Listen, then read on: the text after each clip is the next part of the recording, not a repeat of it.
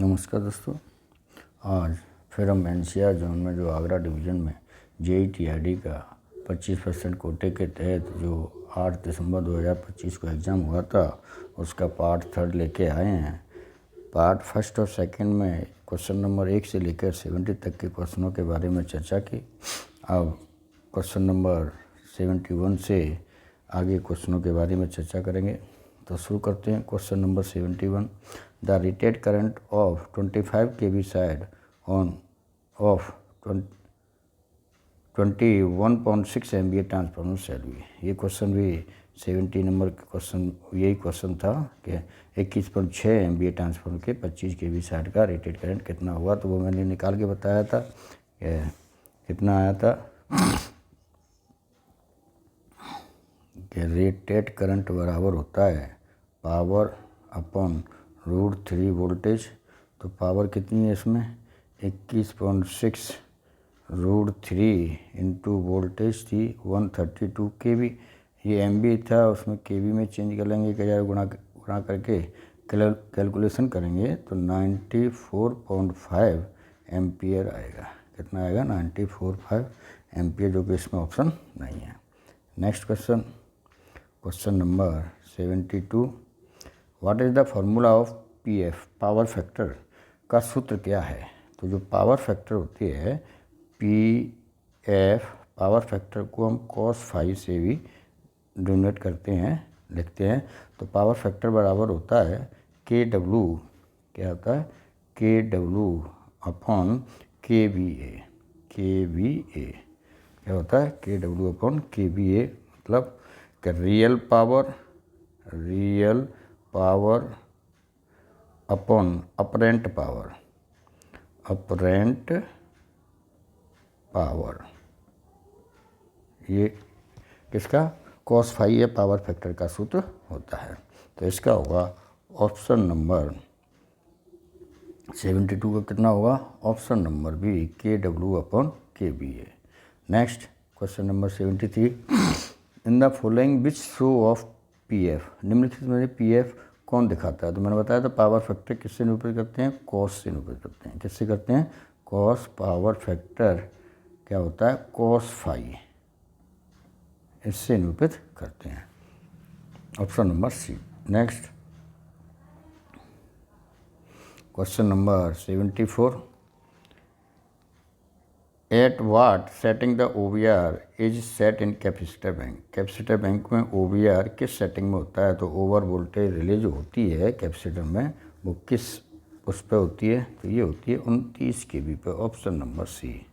किस पे 29 kV, option number C. Next question number 75, among the maintain CB on tripping of which CB the capacitor bank CB trip. निम्नलिखित में से CB में से किस CB के ट्रिपिंग पर कैपेसिटर बैंक CB ट्रिप करता है। तो किस पर करता है ये है HV CB और LV CB। कौन से HV CB और LV CB पर ट्रिप करता है, तो option number C. Next question, question number 76, what is the setting of OCR relay in capacitor bank. Over current relay जो होती है कैपेसिटर बैंक की, उसकी सेटिंग कितने पे होती है। तो OCR रिले की जो सेटिंग कैपेसिटर बैंक में होती है वो होती है 125% पे। कितने 125%, option number C. Next question, question number 77, question number कि PTFE स्टैंड फॉर, PTFE का अर्थ क्या होता है। तो जो PTFE होती है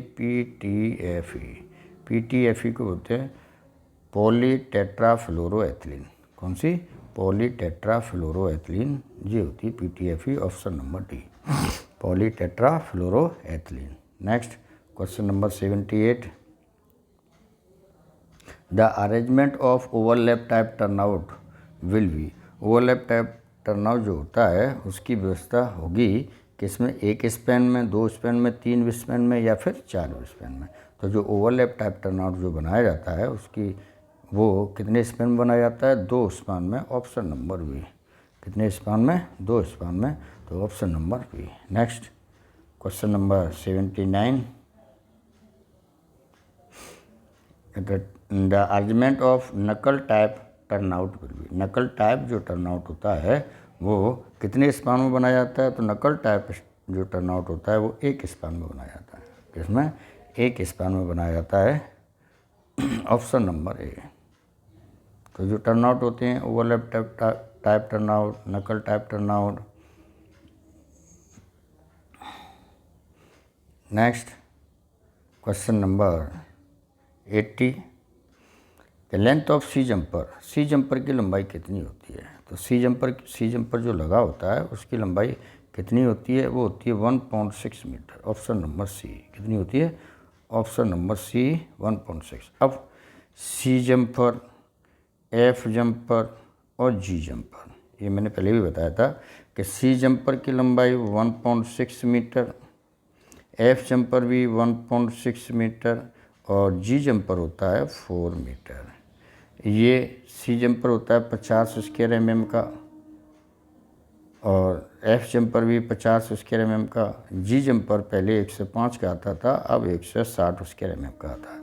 सी जंपर 5.6 मीटर की दूरी पर, एफ जंपर 2.5 मीटर की दूरी पर और जी जंपर हमारा 5.6 मीटर की दूरी पर लगाया जाता है। Next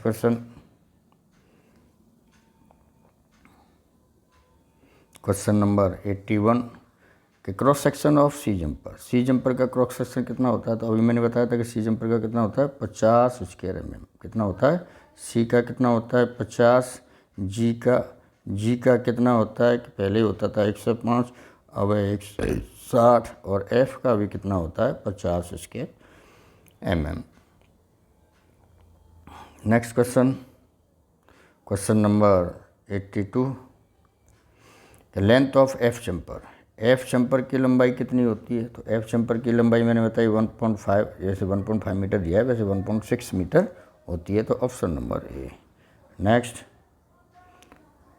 question number 83,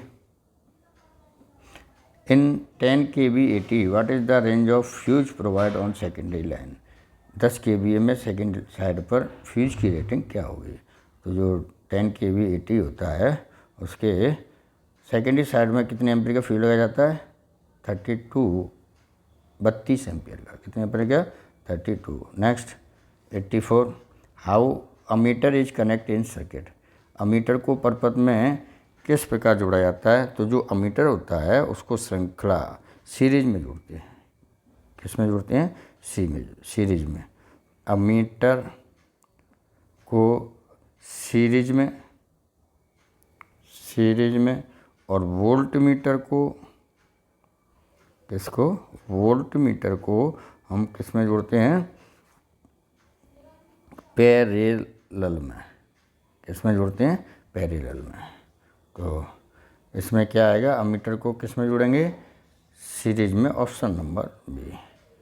next question number 85 देखो ये आ गया, how volt meter is connected in circuit, volt meter को परपथ में किस में जोड़ते हैं? तो वोल्ट मीटर को मैंने बताया था किस में जोड़ते हैं? पैरेलल में। तो अमीटर को सीरीज में और वोल्ट मीटर को पैरेलल में जोड़ते हैं। Next 86, with the help of megger which quantity is measured, megger की सहायता से किसकी मात्रा को मापा जाता है? तो मेगर की सहायता से हम क्या नापते हैं? IR value, insulation resistance. क्या नापते हैं? IR value. दोस्तों ज़्यादातर तो क्वेश्चनों को मैं वेरीफाई करके ही बताता हूँ, पर किसी क्वेश्चन के आंसर अलग अलग बुक में अलग अलग दिए होते हैं, तो क्वेश्चनों में के आंसरों में भी डिफरेंस हो सकता है, कभी कभार वो आंसर गलत भी हो सकता है। वैसे मैं ज़्यादातर क्वेश्चनों को वेरीफाई करके ही किसी किताबों में मिलान करके ही बताता हूँ। Next question number 87, for measuring PI which type megger is prepare, तो PI मापने के लिए किस प्रकार के मेगर की प्राथमिकता दी जाती है? तो मोटराइज्ड या हैंड ऑपरेटेड या ऑल, तो इसमें हम किस में देते हैं? मोटराइज्ड जो मेगर होता है उसको PI मापने में, PI का मतलब पोलराइजेशन इंडेक्स नापने में ही हम प्राथमिकता देते हैं। तो option number A. Next question number 88, what are the safety precaution to be taken from commissioning work on 80 पर काम करने से पहले क्या सुरक्षा सावधानी बरतनी चाहिए कि fuse on second side should be remove, दूसरी तरफ के फ्यूज को हटा देना चाहिए, या DO fuse should be drop, DO fuse को गिरा देना चाहिए, या information is to be given to TPC, TPC को सूचना देनी चाहिए, या ये सभी। तो जब हम 80 मेंटेनेंस करते हैं तो 80 मेंटेनेंस करने से पहले ये सभी सावधानी होनी चाहिए कि सबसे पहले तो क्या करना चाहिए कि जो सेकेंडरी साइड में फ्यूज है उसको हटा देना चाहिए, है ना, डीओ फ्यूज गिरा देनी चाहिए, और इसकी सूचना जब हम टीपीसी को भी देनी चाहिए। तो option number D. Next question number 89, what is the ampere rating of DO fuse of 10 kV 10 kV के लिए डीओ फ्यूज की रेटिंग क्या है? तो जो डीओ फ्यूज की रेटिंग होती है वो कितनी होती है? 0.4 एम्पियर। कितनी होगी? 0.4 ampere DO fuse. Drop out fuse जो होता है उसकी रेटिंग कितनी होगी? 0.4 ampere. Next question number 90, name the tool which used for operating DO fuse. उस उपकरण का नाम बताइए जिसका उपयोग डीओ फ्यूज के संचालन के लिए किया जाता है। तो डीओ फ्यूज को लगाने या गिराने के लिए किसका उपयोग किया जाता है? तो वो किया जाता है ऑपरेटिंग रोड। इसका by operating road, option number D. Next question number 91, कि which instrument is used for measuring PF. PF power factor नापने के लिए किस उपकरण का उपयोग किया जाता है? तो पावर फैक्टर नापने के लिए क्या होता है? पीएफ मीटर का ही उपयोग किया जाता है, ऑप्शन नंबर ए। कौन सा हुआ? PF meter, option number A. Next question, question number 92, what is HSV for CV connect on 25 kV side. 25 kV side से जुड़े CV के लिए HSV क्या है? तो ये जो HSV होती है वो 52 kV। कितनी होती है? 52 kV, ऑप्शन नंबर सी।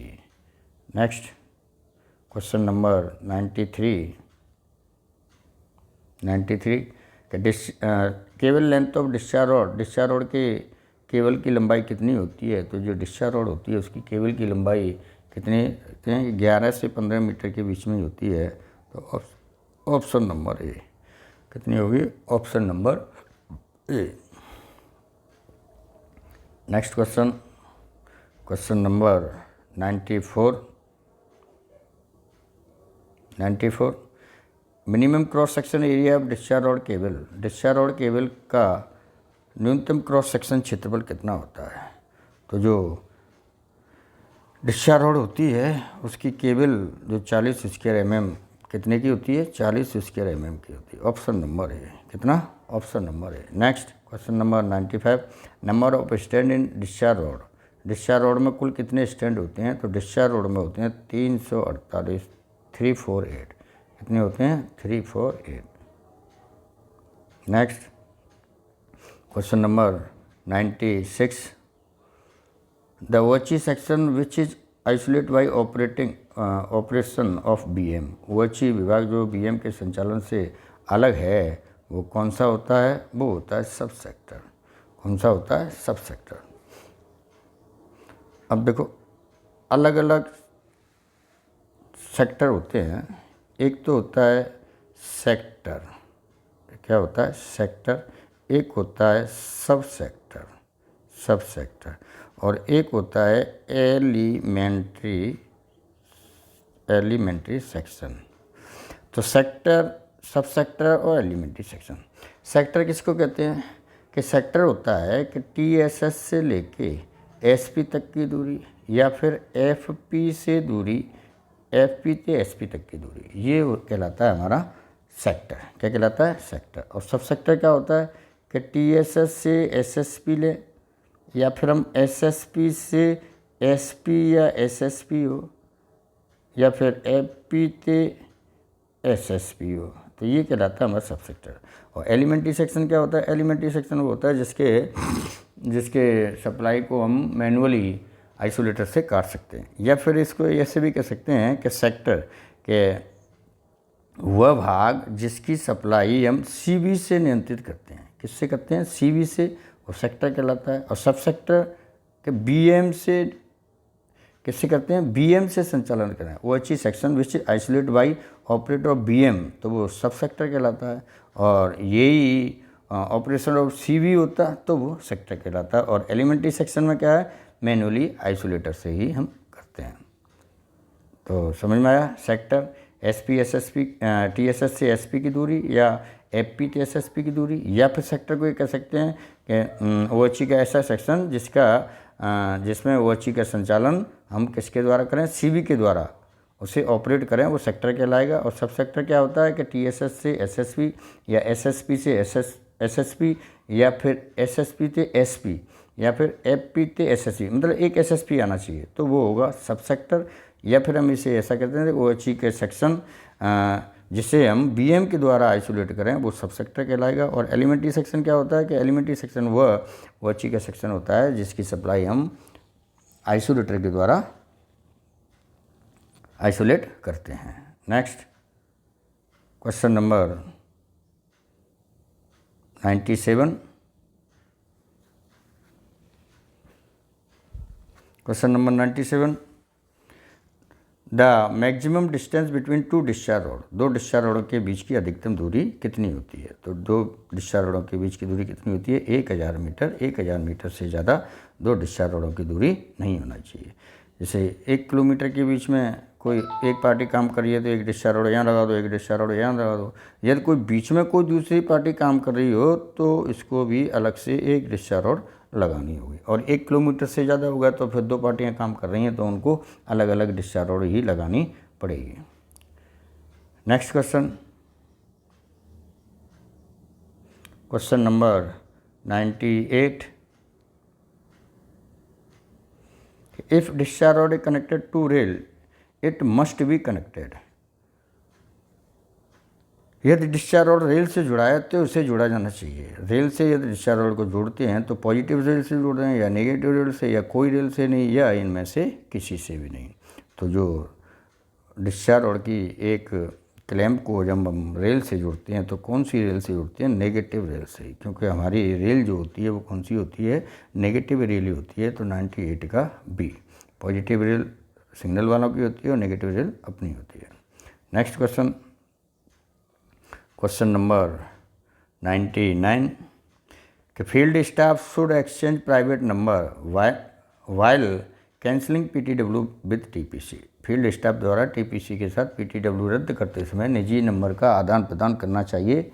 ऑप्शन दिए आप, नॉट रिक्वायर्ड आवश्यक नहीं है, या डिपेंड स्वयं पर निर्भर करता है, या फिर सत्य या असत्य। तो ये लिखा है फील्ड स्टाफ द्वारा TPC के साथ PTW रद्द करते समय निजी नंबर का आदान प्रदान करना चाहिए। तो ये बिल्कुल मोस्टली ये है कि आदान प्रदान का नंबर करना ही चाहिए। तो ये सत्य है, ऑप्शन नंबर डी।